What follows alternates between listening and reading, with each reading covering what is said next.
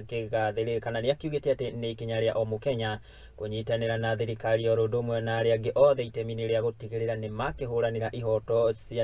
ihoto cia mwana wa kahii makilia kũmũhatũra unyui-inĩ na uhuthiri-inĩ wa ndũgũ ngĩoroho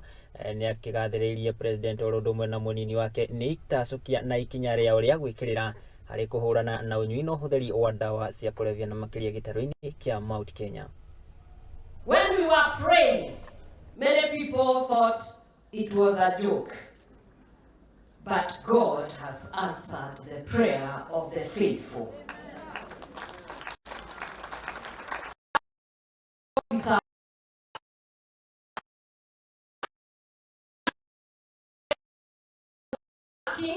And as I've been asked to pray for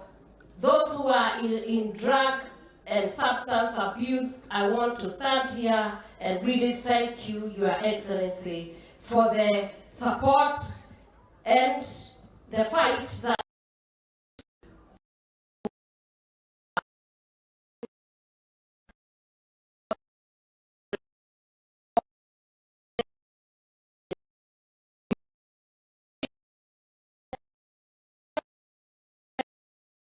we are going to fight with these drug monies until we bring our children back to their dreams, bring our children back to their dreams and validate them so that our children can become economic drivers. There is nothing like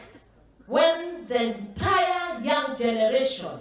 it is packed in the streets and in the gutter while the economy is going down. We also know, as you are fighting to make sure that we are getting better prices in coffee, in milk, in dairy, in pyrethrum, and all that, we know that right now